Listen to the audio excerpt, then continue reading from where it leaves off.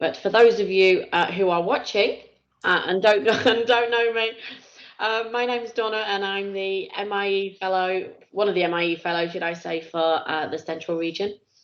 So this is just an introduction looking at the new updated process. Hi, Lewis, how are you? Looking at the new updated application process to become a Microsoft Innovative Educator expert. And as you've all found your way here or to the recording, you already know about the community. So I'm not going to talk about the benefits, the advantages, the reasons why you want to be a part of this, because you already know that, because that's why you're on here. So I shall dive straight in. And I've already said, Lewis, very informal. Feel free to shout out any questions or correct me where I'm wrong. And I'm hoping I'm going to share the right presentation now, because I've got two presentations with the same name. Wrong thing to do. One's in the work branding and one's non-branded. So let's have a look and see. Please be the right one. Is this the right one now? Here we go. It is. So you want to be an MIE. What picture has it got on it though? Yay, it's the right one. It's not my work branded up there. So as I said, that's my Twitter handle down at the bottom, our hashtag for Team Central. Please do seek us out on Twitter if you need anything. But for those of you, if you're not aware, the window has already opened for your nominations and will be open till July the 15th, end of the day. But we're going to discuss some little intricacies around that end of the day, July 15th, and key dates as we go throughout. So first things first though, this is what we're going to be having a focus on. So it is the new nomination tool.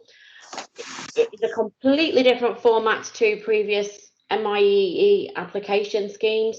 So we're not looking at that big long sway where you've got to gather evidence left, right and centre.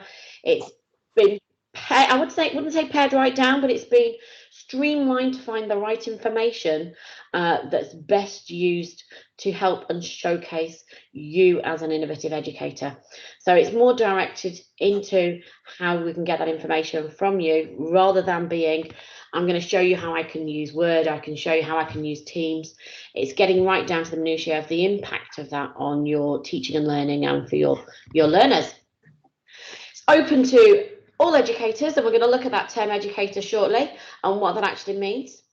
If you're a current MIE, you will also need to follow this same procedure to start your account from scratch, because the landing page and the sign up page has changed, and so you will need to create a brand new account in order to put your submission in. We are going to have a look through all the questions that you're going to be asked as we go through the nomination process, and that way they're also available as a resource at the end in one of the links. But it means that you can find that time to find out if you're not sure of a response. You can talk to your colleagues, you can ask me, we can talk in our teams. We're here to help support you and help you to get the best nomination application you can.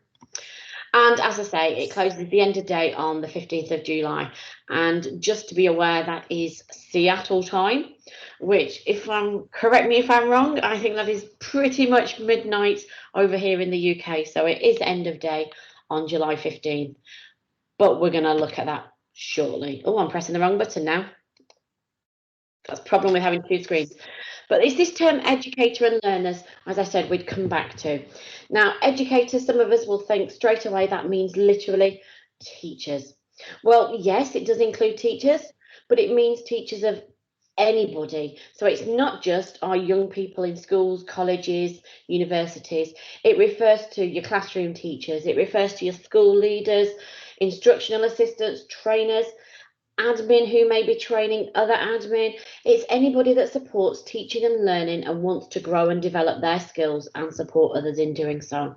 So that educator really is broadly encompassing most people that work in the education sector in some way, shape or form. On the flip side of that, you've got the learner. And the term learner, of course, is anybody that gets that instruction from you, whether it is a young person, whether it is somebody that's out in training in real life, whether it's your colleagues. So for me, the majority of people that would be my learners are other teachers, they're other educators, they're all adults, because I don't directly work necessarily with young people in a classroom.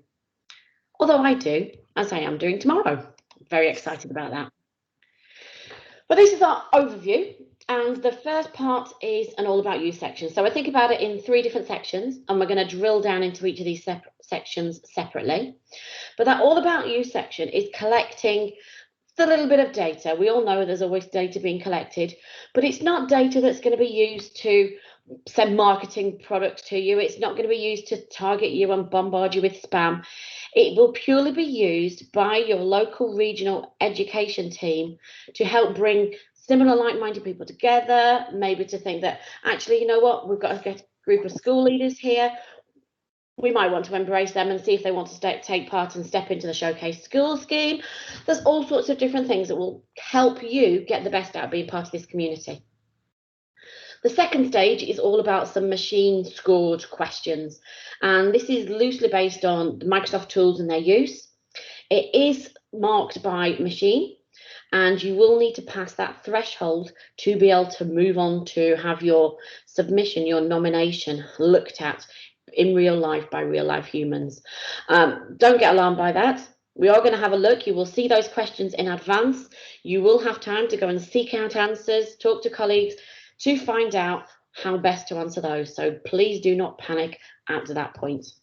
But then the final bit is that long form questions. And these are the ones that Lewis and Jen will have a look at over here in the UK. You can tell I've been dealing with other countries right now today because I'm still thinking countrywide rather than we're team central. So they will be reviewing your long form questions. And when I say long form, I'm not talking the length of a sway type form questions. We're talking, it does have a cap at 2,000 characters, which if you look at mine, 2,000 characters doesn't actually take you very far. So you do need to be concise with that information. But I did say that we'd come back to that date of 15th of July. If you submit by the 8th of July, if you, for some reason, whatever way, shape or form it might be, if you don't reach that threshold, get it in by the 8th of July, you will have more opportunity then to resubmit it. You're not restricted to having one submission. If your machine pop mark section doesn't pass criteria and it doesn't reach the threshold, you can go back, you can look over your answers, what you submitted, you can talk to your colleagues and try and find out where it was that you've got those extras, okay? So you can resubmit and then your long form questions can be looked at. So it's that 8th of July is that key date. Submit before then and you've got that extra opportunity just in case. I very much doubt that anybody would need it anyway out of here because Team Central, we rock. Let's have a look then at that all about you section. So these are, as I said, purely as an aid to provide that targeted support for events, for resources, for within that team. But it's asking things like what your role is, your age, who you teach, a bit about social media. So let's take a bigger dive now into those questions because I did say we would see them all in advance. And I've just clicked on the wrong one again because I'm moving on the wrong slide. So there we go. It's who you are, all those basics. What's your title? What level you teach, okay, or how your role is within your school or organisation. And there is even an option for an other if you need to add that information. Told you they're tricky questions, these, aren't they? Next one. Is your school a showcase or incubator? If it is, you'll get that drop-down list. And hopefully the fact that you're here wanting to get in and be part of that educator community, you can then go school involved and maybe potentially, if you're not already, help them get on board at being an incubator school. Fabulous. If they're not, don't fret. It's something that can be considered. And then you've got your age ranges. Okay, so for me, I do technically teach them all at some point, but the majority are, for me, over 18. What subject you teach? Okay, little topic in there. And if you teach, like I teach digital learning, I just pop mine in another because it doesn't quite sit in any of those.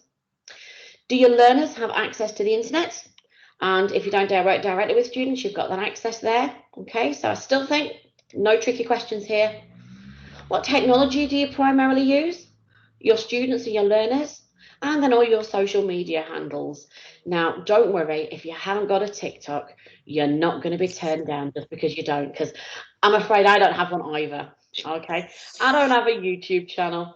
I refuse to do Insta, as some people on here know. I will do my Twitter. I use my Facebook for my personal, so that's out the window, and I'll do a LinkedIn. But certainly, I might check out Mike Tolston's TikToks, but I don't do it myself. And then it's any other EdTech communities that you're involved in. Okay, and just looking at these, I actually think I've forgotten to tick one, so I might need to go back and edit.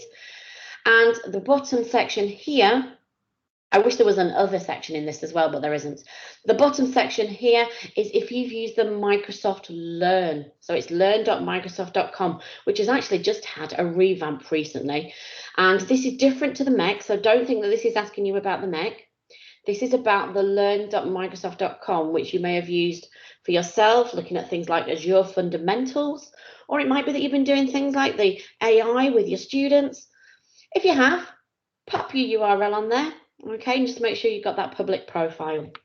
And if you haven't had a look at that, I recommend taking a look, especially if you're working in the senior age. There's some belting stuff there for senior students. Equally, there's some really good resources for lower down the school. Then we move on to the scored question set, and this is where people start going, oh no, this is the machine learning part. Please don't fret. There's some key features that you need to know about. And one is that obviously you need to have your MEC transcript. And then a lot of them are linked about your frequency of use. So how often do you use something? Now, daily, weekly, monthly, rarely, never doesn't obviously cover everybody's usage. There may be times when you think, actually, I'm using it every week for 3 weeks, then I might have a 6 week block, and then I might do it twice in the next week. So you've got to think a balance of judgment. That would clearly not be weekly, but equally it's not rarely. So in that instance, I would plump for monthly, because the balance is over the time. That would be a rough approximation. Okay. And then the rest of the questions I think to link to is like setting up and creating content using some of the key Microsoft tools. So let's take a dive now into the questions. I did say we would see all the questions up in advance, and you'll have access to this deck so that you can take those away and have a look and research if need be. But that first one, this is key. How many courses, learning paths or trainings on the MEC have you completed? Now, I will say if you're on 0 to 1, and that's your option that you're choosing, you may need to take a deeper look, okay? And you may need to go and complete some courses prior to submission, because one of the things that you need to think about is to be a Microsoft Innovative Educator Expert, you need to be and maintain your MIE, Microsoft Innovative Educator status. And if you aren't aware, that's roughly 2 courses. So if you're ticking that first section and making that first choice, I think maybe I need to go back and look and do some more of my courses on my MEC. There's some fabulous ones. There's a newly released one all about Edge. Not that I was involved in that or anything, but it's fantastic. Okay, it's a really good one. I love Edge. I can't praise it enough. The next part is obviously linked to your transcript. So to get access to your transcript, of course, you click upon your profile name and you can then access your transcript, but you need to save it and store it somewhere where it's publicly available. And I don't mean publicly on Google search. I just mean that somebody else can view it without having to sign in. Now, I am happy if you want to check that, if you want to send a link to me and I'll check it that I can access it from my end without signing in. Equally, you can just paste that URL into a private browser and see if you can access it. Now, I don't know about you, but my work has a 30-day limit on my OneDrive. So after 30 days, my link expires. There are alternatives that you can use to get around that. So for one, I've actually got a personal Microsoft account. They're free, so you can create your free Outlook account if you need one. That then you can set your own password limit if you need to, but mine's just open forever. So my link won't expire. Other things that you can use is you might want to put your code into an Adobe Spark, into a web page. You may wish to put it inside a Google Drive. You may wish to put it, there's a million places that you could put that you want to share it. Okay, just somewhere where it won't expire over the time period. Because if you were to submit now, in 30 days, when your nomination application is being reviewed, nobody will be able to access it. All right. Then some of the questions. So it's use Microsoft Forms in an instructional environment. We've got things like use Minecraft Education Edition with learners.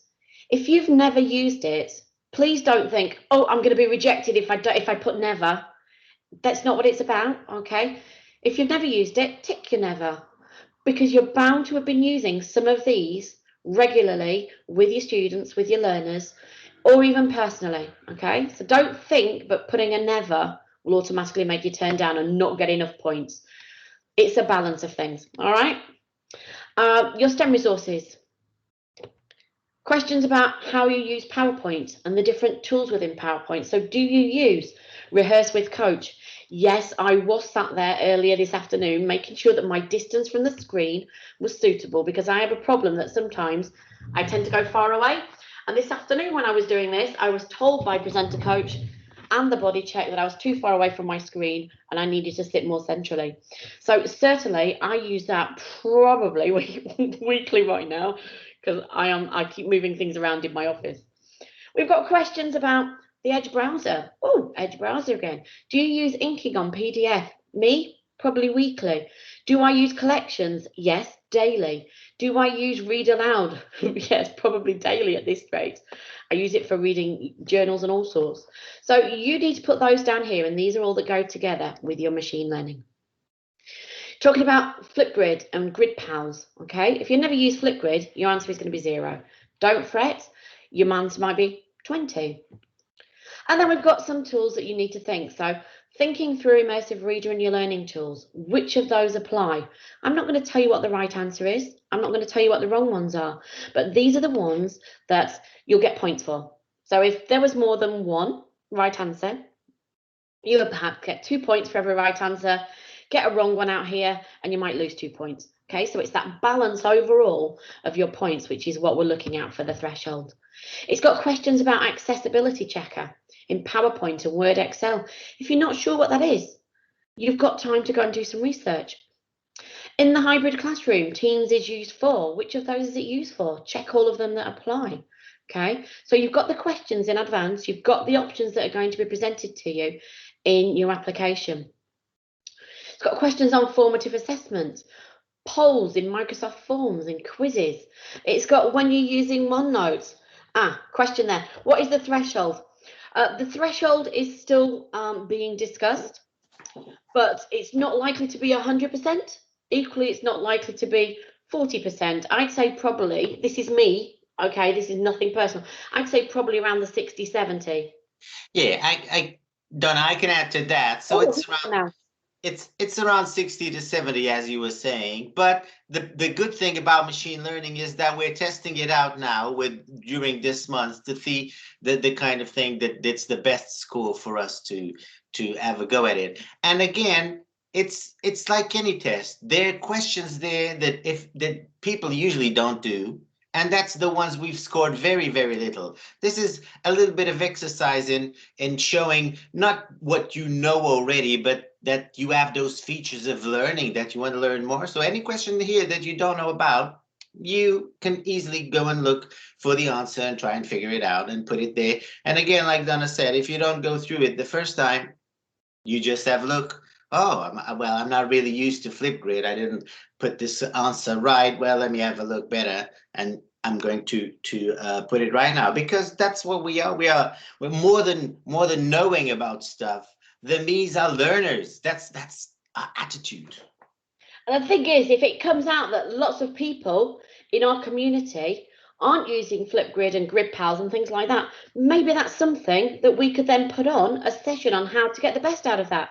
So this is how this data is going to be used. It's not just to get past that threshold, okay? Because remember, we don't want to get rid of people. We don't want to not have a community. We're a growing community. We're a thriving community. So it's not that we want to, we want people to fail. And I'm saying we. I've applied just the same. So I'm sat here waiting for that date on August the 30th.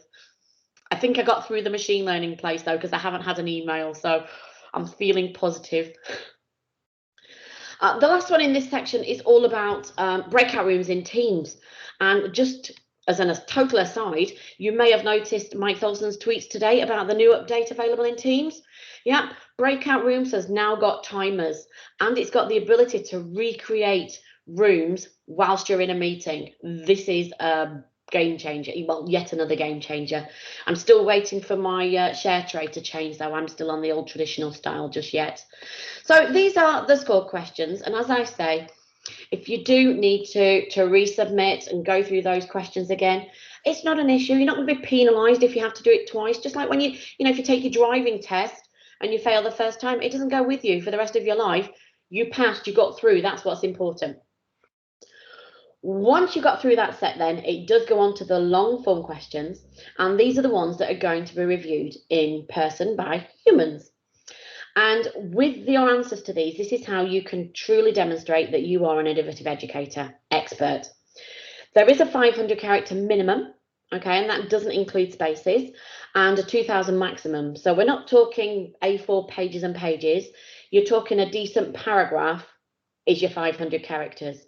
And what I did, I actually did mine on a Word document so that I could use that character count, because there's nothing worse than getting a really detailed information piece down and then having to crop it all back, take out some bits because you've gone over, okay? Because it doesn't let you go over.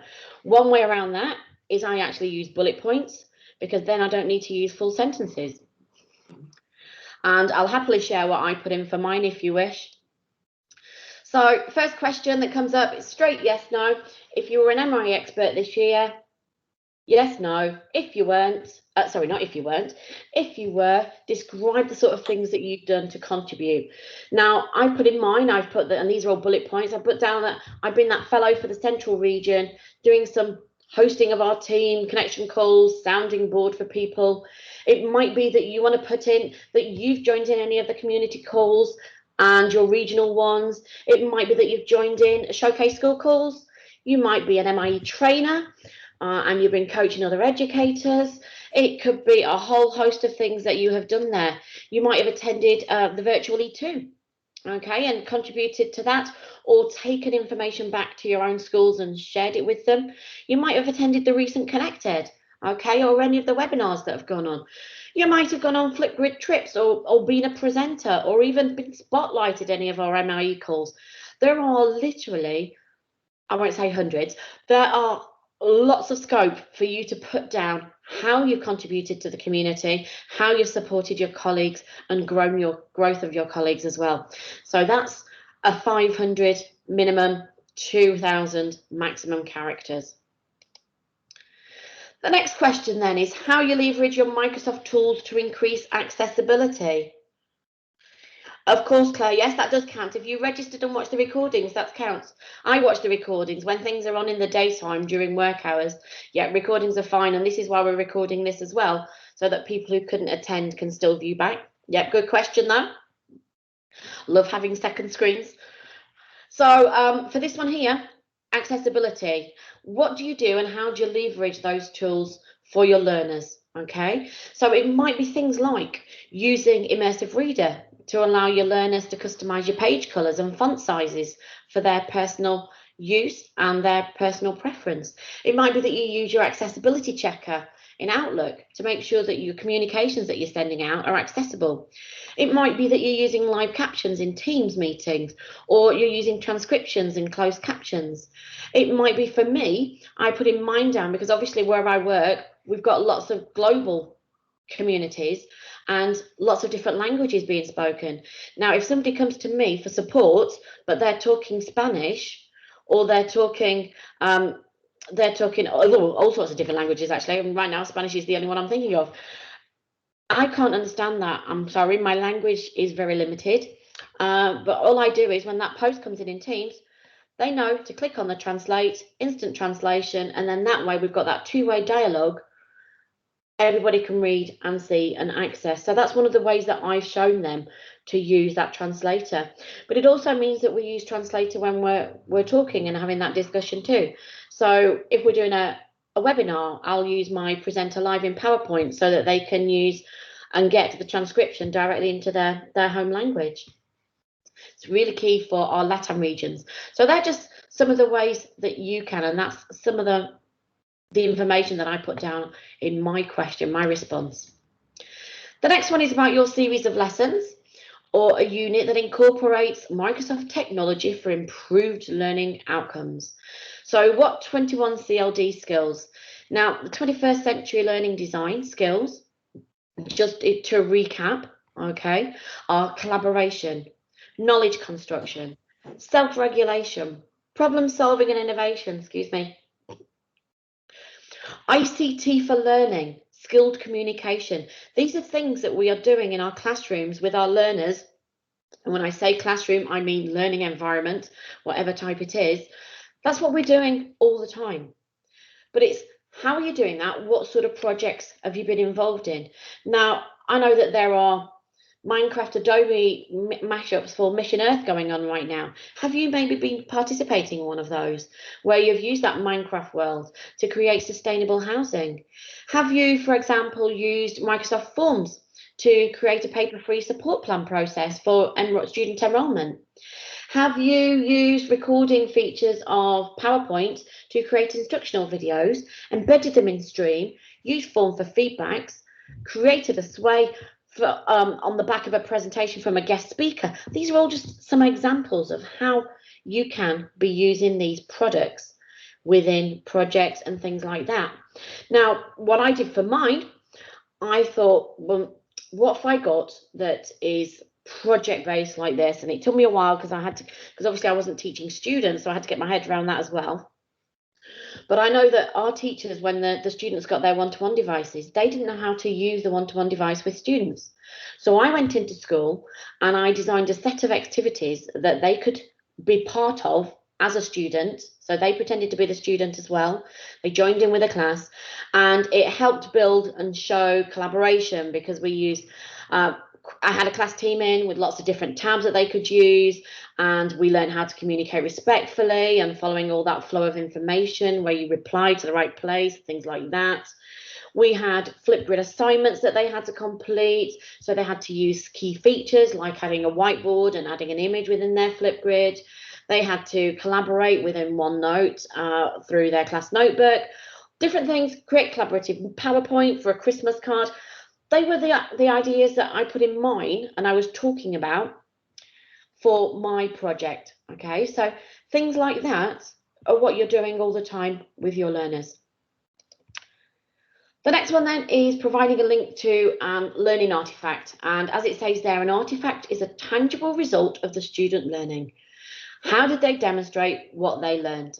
Okay, so this could be a different project that you just talked about and the different tools that they've had. So you need to get this artifact and put it somewhere secure. So for mine, I actually just created, because right now I'm in love with Adobe Spark. So I created a Spark page because I knew I could import pictures in with text, and I could put screen grabs in there, and I could put little evidence and links to different things all within it. But I also knew the link won't expire. And then once I've got that artifact, you then, okay, yep, don't forget to check that it's not a private one. You've got to describe the artifact. So what was it and how did it demonstrate the learning objectives? So as I was saying, I used a series of screen grabs, and my project that I was talking about for mine was all about Microsoft Sways. And it started off with a simple comment that was in the team that somebody had mentioned the word Sway. Somebody else wanted to know about Sway, and it turned into a session where I took through learners how to use Sway, what it could be used for, and then my artifact was Sways and screen grabs that have been created, they've been shared, they've been talked about, and other people have commented on it. So we had some peer reviewing as well. But the teacher had added videos, YouTube links. There was all these sort of things in with the hyperlinks, all the features that were demonstrated during the learning, they put into their Sway. And then they also built it on it with a whole set of Word documents too, and embedded them in. So they went way beyond what the skills that I'd shown them because they didn't fear experimenting and exploring. So you can see how you can then talk about how the tools were critical to that. The final question is about sharing 2 examples about how you've supported both your own learning and that of your colleagues. So describing that activities, how that you led and how it was better teaching and learning came out of it. Now remember, we are restricted to these 2,000 characters. It's really hard to keep it to 2,000. But some of the examples that you might have is that you might have completed learning paths on the MEC to understand a tool more deeply and integrate it inside your own teaching. You might have attended online conferences and webinars to learn about new tools and then gone back and shared those with your staff. You might have shared them on social media, okay? Because I know a lot of you are very active on social media and you share freely. You might have taken some formal certifications, maybe the MCE, so the Microsoft Certified Educator, or even some of the MOS, so the Microsoft Office Specialist, things like in the PowerPoint and Word. I know I was putting in mine. I put about how I try and share things when I find out about them. So I know breakout rooms is a massive one for us. And I created some videos about how you can use breakout rooms with your students to collaborate and work together. Another one that I've used is the PowerPoint Presenter Coach, which obviously I've already mentioned to you, but how I use that and how I've shared my findings of how it's made me better at presenting, or I hope it does, with how the students could also use that. So some of our students going for interviews, looking at next steps for colleges and different schools. So how it's helped them prepare as well. So they're the sort of evidence that I've been using, the information that I shared in my application. But then the resources here at the end that you can take away. We've got the link to the MEC and the MIE program schedule. We've got the questions documents, which got all the questions that we've gone through on this deck. They're all available here too. If you want to share any of your links so that they can be checked for access, or if you've got any questions, you can either contact me in the team, however you need to do that, just tag me in it, or if you click on that, that's a link to my email. And then, of course, the key one, the actual link to the nomination tool with the key dates written here. But I've got one final slide, which is this. It's my top tips, and I think you can't go anywhere without any top tips. It's get in early by the 8th of July, just on the off chance, if you don't get through that machine learning, you've got that chance to resubmit. I don't think that's going to apply to any of you guys.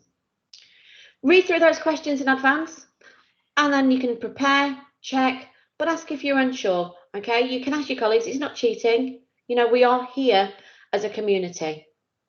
Check your shared artifact URL is open to the public and your one for the MEC transcript as well, okay? Because if that's not open and accessible, then, okay, you won't be able to progress very far. We had a few like that last year where Sways, people didn't put the links open, and you can't then have a look and see all this amazing stuff that people are picking up to. This one here should be in bold, it should be highlighted. Be yourself, okay? Don't try and be somebody you're not. Don't try and predict what you think people would want to hear. Be yourself. You are who you are, and that's what's make you a great educator, okay? And then be patient. If you're accepted, the email won't be sent until the 30th of August. Nobody will know in advance of that. Because I know in previous years, there's been, this country's found out before, and then you start getting people saying, I haven't heard. Does that mean I haven't got it? Does that mean I failed? Does that mean, oh no, you won't hear until the 30th of August, okay? So please don't panic if on the 29th of August you still haven't heard anything. You won't hear until the 30th of August. And remember, it's Seattle time, so it could actually be late on in the day on the 30th of August, okay? Even tipping into the morning of the 1st of September. So please be mindful of that. But other than that, that's me done with my bit. Have any of you got any questions you want to ask? Anything? Oh, yes, points that you want to correct?